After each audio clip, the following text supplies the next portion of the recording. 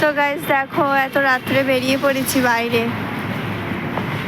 খিদে পেয়ে গেছিল খুব, খেতে আর চলে আসলাম, কিন্তু অর্ধেক দোকানই বন্ধ হয়ে গেছে। কটা বাজে এখন? 12টা তো বাজে। Hello guys, welcome back to my channel Mita's vlog. তো তোমরা সবাই কেমন আছো বলো? আশা করি খুব ভালো আছো, আর আমিও অনেক অনেক ভালো আছি। আর এখন বাজে রাত 12টা। আমরা বেরিয়ে পড়েছি বাইরে বলতে বাইরে খাবো বলে আর কি। আর ও বললো চলো বাইরে থেকে একটু ঘুরে আসি, তো ঝটপট রেডি হয়ে নিলাম আর কি।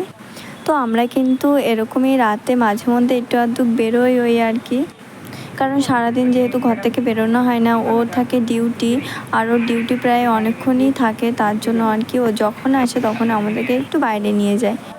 আর এখানে এসে প্রথমে খেলাম একটা সিঙ্গারা, তারপরও জিজ্ঞাসা করছিলো কী খাবে, আর সেরকম কোনো দোকানও খোলা ছিল না। আর এইখানে লাস্ট একটা ছোটোখাটো একটা রেস্টুরেন্ট দেখলাম খোলা রয়েছে, তো আমরা সেখানে চলে গেলাম। তো প্রথমে আমরা গিয়ে সিট পাইনি, অনেকটা ভিড় ছিল। তারপর কিছুক্ষণ দাঁড়িয়ে থাকার পর আমরা সিট পেলাম। তারপরে দেখো আমরা কিন্তু বসে পড়েছি।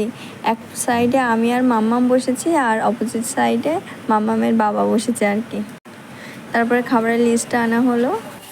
তারপরে ও আর কি মামামের বাবা বলছিল কী খাবে বলো, তো বলছিলাম বেশি কিছু খাবো না, ওই তান্দুরি রুটি আর চিলি চিকেন, ব্যাস, আর কিছুই খাবো না। আর এই যে দেখো, প্রথমে ওর মুখটা মানে বেঁকিয়েছিল আর কি, ওর ভালো লাগছিল না, কারণ এসব খাবার তো খাবে না। তো ওকে একটা আইসক্রিম কিনে দেওয়া হলো লাস্টে, তো সেটাই আর কি, আইসক্রিমটা পেয়ে ভীষণই খুশি। তো তার থেকে আমি আবার একটু খেলাম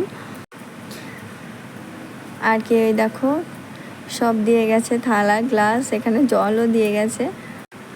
আর এই কদিন কিন্তু আমার কোনো ব্লগ আর কি শেয়ার করা হয়নি, কারণ সেরকম কোনো আর কি ঘরের থেকে বাইরে বেরোতে পারছিলাম না আর কি, ব্লগ দেবো বুঝতে পারছিলাম না। তো তাই ভাবলাম আজকে যেহেতু বাইরে আসলাম, তো ছোটোখাটো একটা ব্লগ বানানোই যেতে পারে, আর সেটা একটু তোমাদের সাথে শেয়ার করি। তারপরে দেখো এখানে দিয়ে গেল চিলি চিকেনটা মানে দারুণ ছিল, আর রুটি আর কি, তান্দুরি রুটি। তো আমি তো খেতেই পাচ্ছিলাম না। আর আমার একটা দোষ খারাপ, আমি না বাইরে গিয়ে কোনো খাবারই খেতেই পারি না। ভাবে কি যে না একটু বাইরে গিয়ে খাবো, কিন্তু মানে সে ভাবে কিন্তু আর হয় না, মানে বাইরে আসলে আমি খেতেই পারি না আর কি। তো যাই হোক খেলাম একটু, আর এদিকে দেখো বর খাচ্ছে। আর খাওয়ার জন্য সবসময় ওর কাছে বকাই খেতে হয় আর কি। তো তারপরে ভালো লাগছিল না, তো বরকে বললাম একটা আর কি কোলা অর্ডার করতে, তো ও আবার একটা কোলা নিল।